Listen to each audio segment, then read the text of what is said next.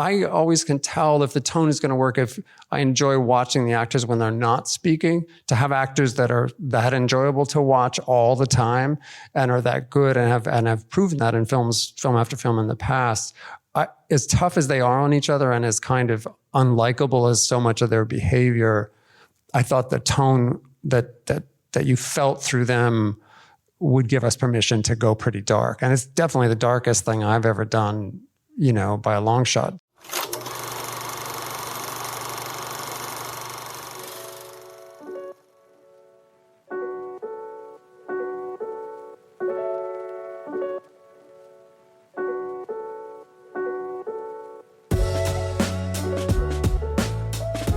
Hello, and welcome back to The Director's Cut, brought to you by the Directors Guild of America. In this episode, a storm brews under the facade of a picture-perfect couple in director Jay Roach's dark comedy, The Roses. The film tells the story of Ivy and Theo, a couple living a seemingly ideal life with a loving marriage, successful careers, and great kids. But when Theo's career nosedives and Ivy's ambitions take off, a tinderbox of hidden resentment and fierce competition ignites as the reality of their relationship bubbles to the surface. In addition to The Roses, Roach's other directorial credits include the feature films Bombshell, Trumbo, Meet the Fockers, Meet the Parents, the Austin Powers trilogy, and Mystery Alaska, the movies for television Coastal Elites and All the Way, and episodes of the series High Desert. He is a two-time winner of the DGA Award for Outstanding Directorial Achievement in Movies for Television and Miniseries for 2008's Recount and 2012's Game Change. Following a screening of the film at the DGA Theater in Los Angeles, Roach spoke with director Jason Reitman about filming The Roses. Listen on for their spoiler-filled conversation.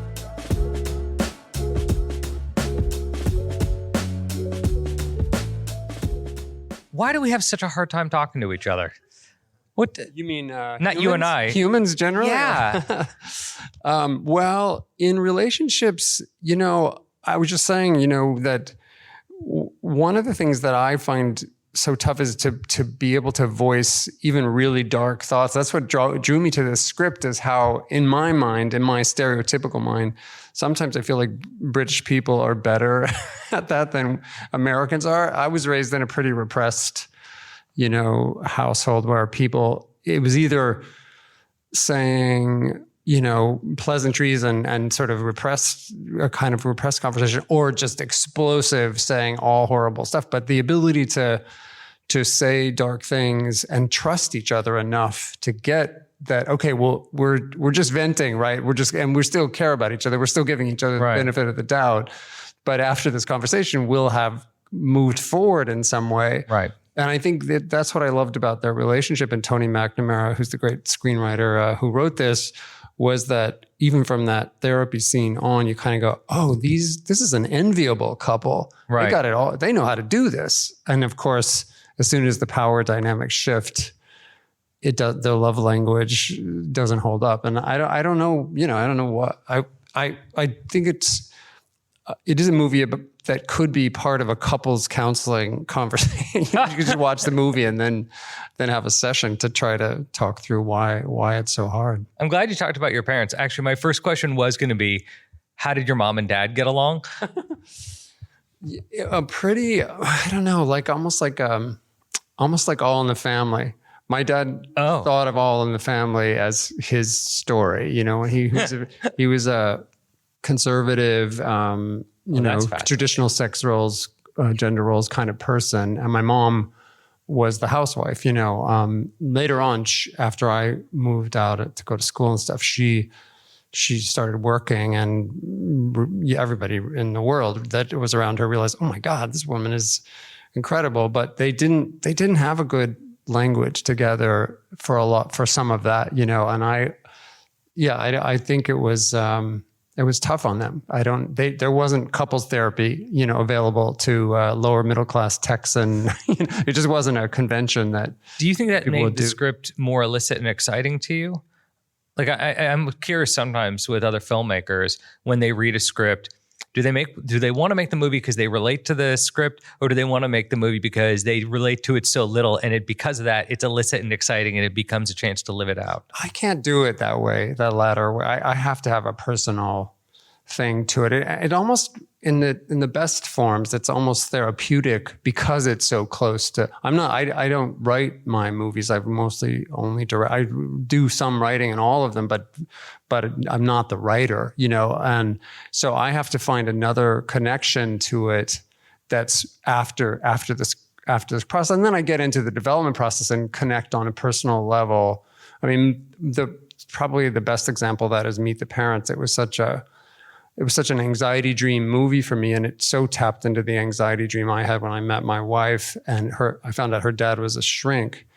And I grew up in that culture, but that just wasn't part of the experience. Right. So I just thought he had X-ray vision and was literally a human lie detector. And I was a bullshitter. I was trying so hard to impress him. You seem like the opposite of a bullshitter. We're close friends. We've known each other for a long time. I'm just better at it than you are. What was the moment in this script that clicked, that made you connect, that made you go, outside of the writing? The writing is fantastic. But is there a moment where you went, oh, wait, no, I actually need to do this? Well, it was a combination. It came to me not just as a script. It came to me with Benedict and Olivia attached already. So, and they had developed it with Tony for quite a while before I got involved. So it was a combination of the great writing, but also picturing them playing it. And that couples therapy scene, which wasn't actually one fun fact, is that was never meant to be the beginning of the movie. We started with the couples therapy and then come back to it later after they're in trouble as a kind of cold opening to set up the whole theme of what is their love language? How does this work? Why they get each other way better than the therapist does, because they're bonded by their own, a little bit by their British sensibility, but also being foreigners in America. And anyway, that scene really hooked me. But the dinner scene is what made me want to do the movie, because again, I so relate to, as an American, the intense desire to be that articulate and clever and have great banter. And, because I've worked with so many incredible English actors who I'm just always feel instantly inferior around, Sacha Baron Cohen and Michael Caine. And they're just so good at what we're talking about. I think humor is the magic ingredient in any relationship. If you trust each other to get each other's jokes and get each other's weird sensibility, and especially if it's a uniquely weird, it's unique and weird. Right. That's the most romantic, sexiest thing there is, right? And so watching the Americans try to imitate that, and it's sort of, I guess it's a self-deprecating American, I'm probably a traitor to my nationality, but that is how I always feel envious of British people, especially in relationships like that. And in real life, Olivia Colman and her husband, Ed Sinclair, have that exact that's ability. How they That is their love language. So I was Does that scare you? Yeah. It scares you because you don't know how far to go with Susanna, and I know you have one of the healthiest, loveliest, sweetest marriages I've ever seen on earth. So it is strange to first Meet the Parents, then see this movie. And I'm like, how do you relate to this? Yeah, it's an interesting question. And it is one of the funny talks we have all the time about, just like, can we, how much can we tease each other, and what are the ground rules about how much? And we do have a very funny, good way. And I think because her dad was a shrink, she was trained in it, and I learned from her in a way how to communicate better and how to just be unafraid of saying the most painful things and to get through the awkward times. Do you work through scenes with Susanna? I mean, that's the thing I've done actually in a relationship before, where I'm like, I'd like to have a fight. She reads everything, and, she always has great notes on the scripts. I mean, it's just jumping to a different topic, which turned out to be really important in the tone.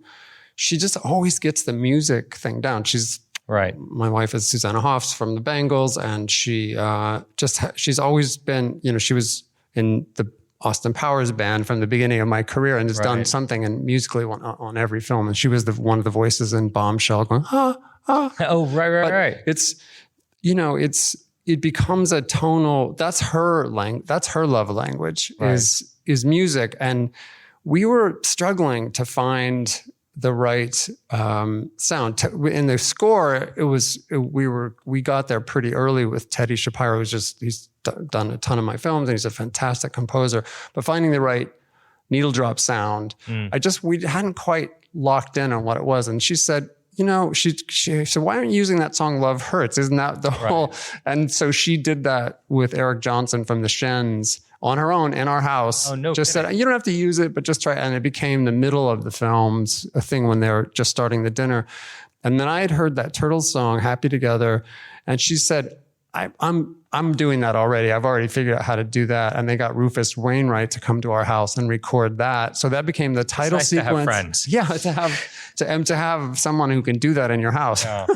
So she helped me find the sound, which turned out to be just as important in a way as the dialogue and the tone of the movie comes through. To me, it always comes through the music, but it's sometimes harder to find. And she just said, "Yeah, we're just going to do it," and didn't. It was totally. I never asked her to, and it just came to us. And then, now that's the title sequence with that animation, that really cool animation, and then it's a call and response version of that song with Rufus Wainwright at the end. The tone is impeccable, and the tone is really critical on this film, maybe more critical than any film you've made.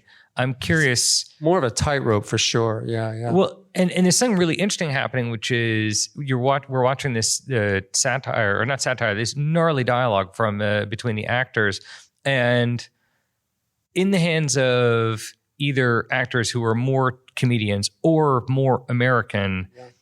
They'd be playing the jokes, and we know, okay, these are jokes. What's fascinating is these are two of the greatest actors alive, and they're playing everything sincerely. And still, we know we're in a comedy, but we're feeling everything 100% the whole time. I'm curious, is that something you're feeling on set as you're feeling 100%. It? How does that change from what you read on the page? And in prep, I feel tone is casted tone to me. I mean, music is a huge part of it, and Tony's great script, but the audience is mostly deciding how they feel about the tone based on what the actors are doing and how they're doing it. And they both had so much goodwill that comes to the project. Especially Olivia. I mean, she's just done so many amazing comedies that there's a lot of trust in that. Okay, this is really tough, but she'll get us there and we'll enjoy it. It'll be really entertaining. And Benedict isn't known as much for comedy, but I really fell in love with his voice. I mean, how amazing is Benedict Cumberbatch's voice? But secondly, I always can tell if the tone is going to work if I enjoy watching the actors when they're not speaking, like how the point of view is so strong that you give the audience you make a deal with them like, oh no, we're going to go into a subjective mind's eye kind of thing, and you're going to enjoy it from what they're going through. And just, that's so obvious, but that to have actors that are that enjoyable to watch all the time and are that good and have proven that in film after film in the past, as tough as they are on each other and as kind of unlikable as so much of their behavior, I thought the tone that you felt through them would give us permission to go pretty dark. And it's definitely the darkest thing I've ever done, by a long shot. It's well, your political movies. Well, those are dark on a whole other level. They're dark on a whole other level, but they, it's not really kind of, I have never done film with that. The Meet the Parents, there's a lot of shitty behavior too, but here it's so authentic. It really is uncomfortable for a lot of the film. And that can be a divisive thing. I think there's an interesting question I was talking with you about earlier, just like, why does it play a little better in Europe than it does here? Right. Is that a stereotype, or is that a real thing that there's some kind of optimism about relationships here, which we love our romantic comedies and we love a happy ending. And when it's, in Europe, there is stereotypes. I don't know. I'm sure studies would prove me wrong, but I feel like there's a little more acceptance and maybe even adoration of dark comedy, And do you think they're just culturally older?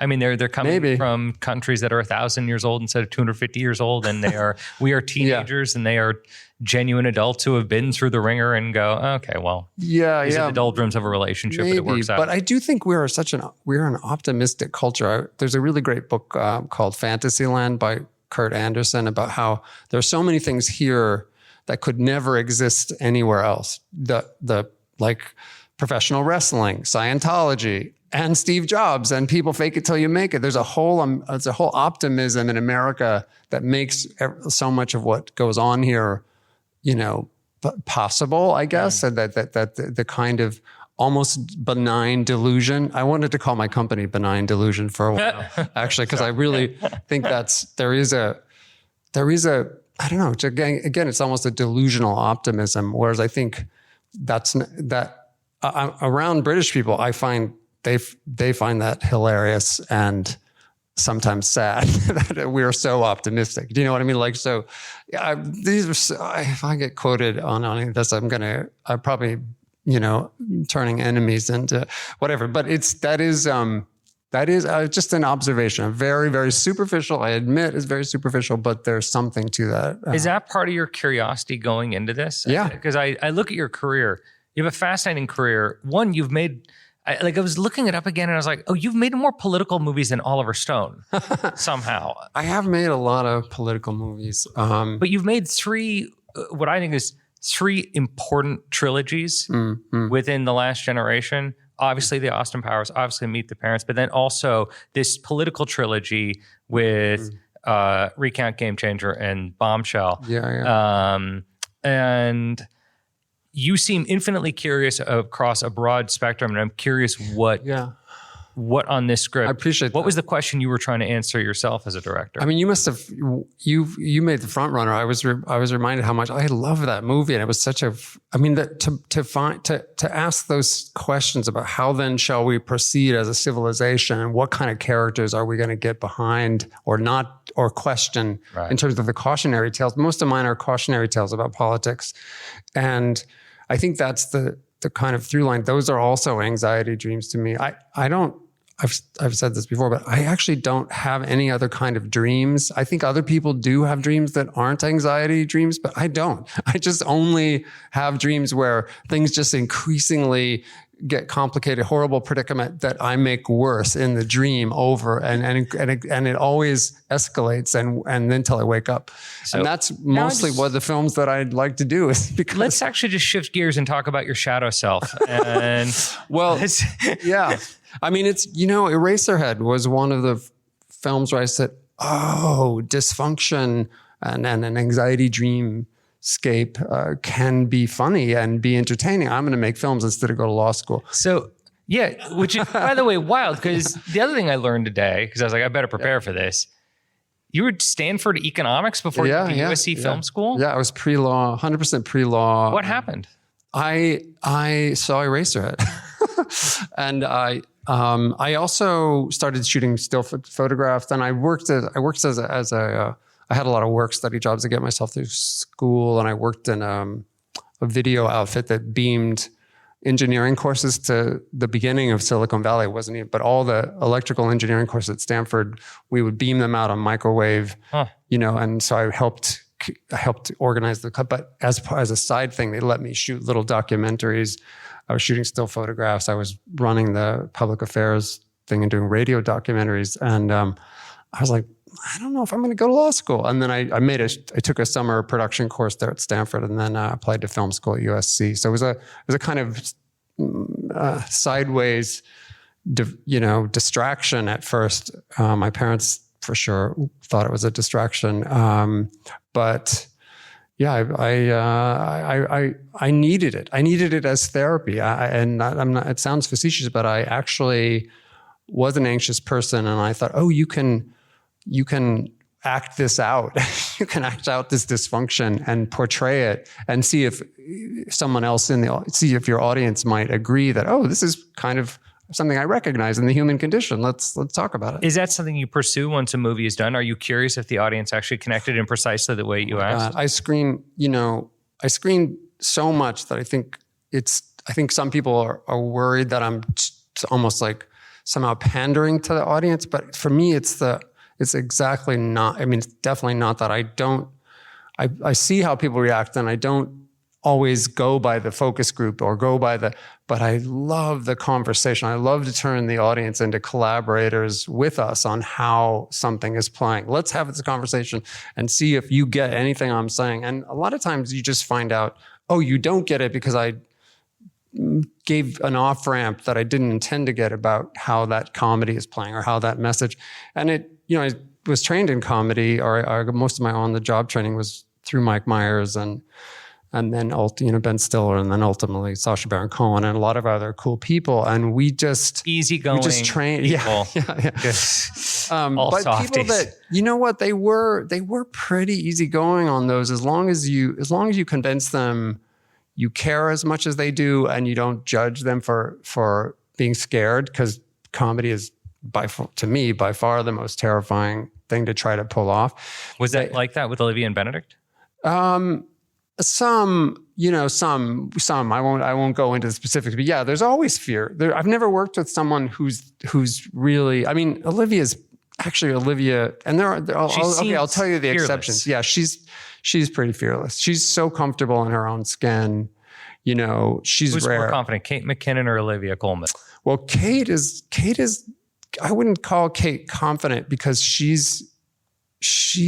comes at it like a sort of mad poet or something. She comes in with so many ideas and and I don't think she is super confident about whether they're all going to work. But she's fearless in a different way. Like, she's just going to try it. Who's also fearless that I worked with was Zach Galifianakis, who taught me something so important.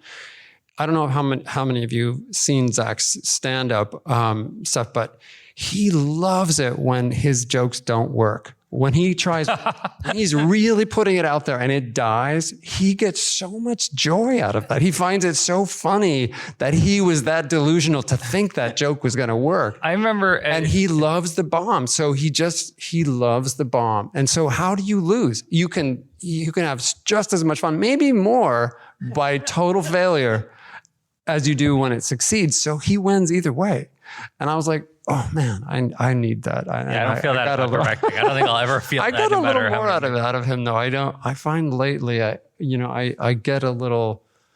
get some fun out of, I didn't read all that many reviews on this, but I'll just share one. I don't know if you read the Wall Street Journal review, but I laughed so hard at this one line, and I didn't read the whole review, but the Frank Bruni, who I always read in the New York Times, quotes journalists and stuff for each week about his favorite sentences was. And he said, somebody in the Wall Street Journal said, people are going to want to walk out of this movie even if they're on an airplane.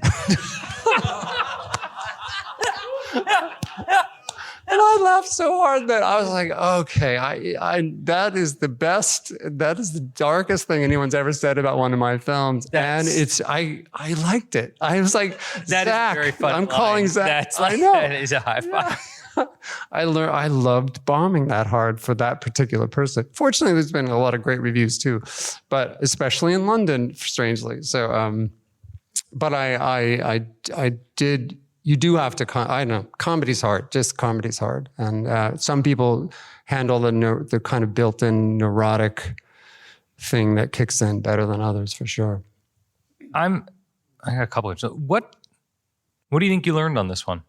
What did you learn on this one different from the other ones? I was reminded that remakes have there's a headwind against you on a remake again, because I did another one, called Dinner for Schmucks, which was a remake of with Zach was part of that. First time I worked with Zach, of a really beloved Francis Weber film called Dîner de Con. I think it's the French, and I'm widely hated in France over that because you can't remake a French classic and be beloved for it. And I think I love the original War of the Roses so much. Danny is brilliant. He's a friend of mine. I called him and told him we were doing it. And I just thought so much of it was so good. But the minute I read the script, I was like, oh, this is very, very, very different. Yeah. And then cut to, I don't think I've done an interview where people didn't say, why did you remake this film? So it was more like, why didn't I remember how hard that was going to be and be even more ready for that comparison? I have to admit, it's so different that I don't feel like it's a remake. I feel like it falls in a tradition of films like Who's Afraid of Virginia Woolf, like where we examine why we fight. It's actually, it's one of the things I wanted to ask you about. Why do we enjoy watching couples fight so much on screen? Mm-hmm. And I feel like we actually enjoy it more than we watch people falling in love on screen. And well, conflict works, right? I mean, that's just the dramaturge and all. Conflict is more compelling than harmony most of the time. But I do think we all question ourselves about why can't we get along right now in this, and that it is. I think there's a reason storytelling does so often involve the best storytelling, really great arguments. It's funny you mentioned Who's Afraid of Virginia Woolf, because we had a much more physical ending, a whole third act that was more about destroying the house and which was a little more similar to the original film. And we couldn't really afford the scale of destruction that we're going for. But Tony and I talked about it, and he said, I know how to do this. I'm going to just go back to my original instinct on how we did the film and write more of a kind of Who's Afraid of Virginia Woolf, but while the action is going on, so that it's much more about the dialogue and much more about the performance. Our superpowers are these two actors. Why would we go and do all this physical, thing when we have two of the best, most sort of verbal, dexterous actors of all time, who can also move you and make you laugh at the same time. So he rewrote to that, and I think it really was a lot more effective than what we would have shot if we had more money. It is also a great lesson in directing, isn't it? Which is pause for a moment and ask yourself, who am I actually working with here? What am I actually making here? Because we do get lost in this idea in our head of what we thought we were going to make. And then you have to stop yourself for a moment and go, okay, what are the gifts that I actually have in front of me? Yeah. It happened multiple times where you think you need the big ending and actually writing down. At the end of Meet the Parents, in the original script, there was a giant SWAT team showdown on the tarmac as Ben Stiller's bag got taken off, and they all thought it had a bomb on it. And there was they explode the thing and the ring comes bouncing. And Alexander Payne came in actually and did a punch up on it, on Jim Hirschfeld and John Hamburg had done a lot of the best writing, but Alexander and Jim Taylor came in and wrote a lot of that much smaller thing. Just De Niro on the plane trying to check his bag with the lady, and the thing with De Niro being the human lie detector. All that stuff was just crazily smaller than what we'd originally planned. What were Alexander Payne and Jim Taylor like as rewrite artists? Amazing.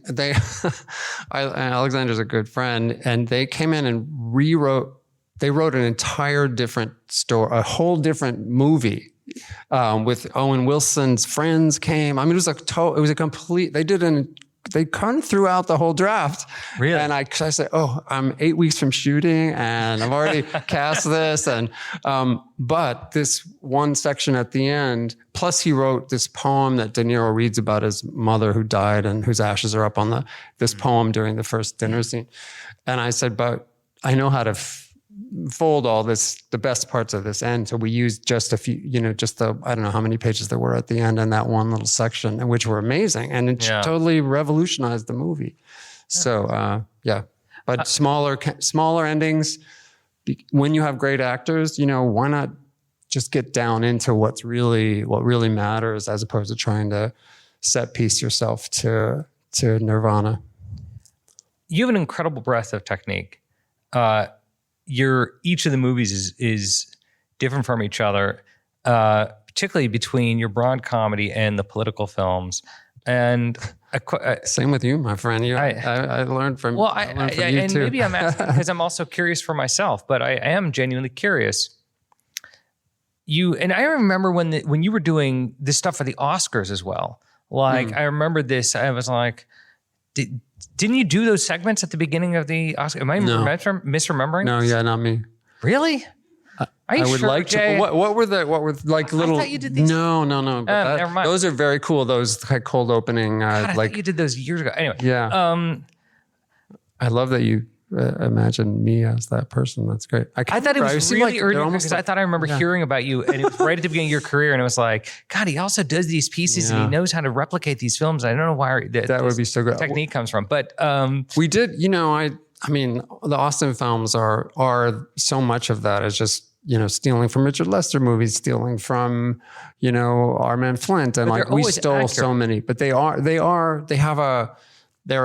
what I love to do is in that sort of classic sense of camp is completely embrace them and remind people how much we love them and that they'll love them too when we do them, but also mock them simultaneously. So you get, and that's Mike Myers. That's 100% his sensibility, that recombinant DNA thing that he does so well. Here's my question. Yeah. Is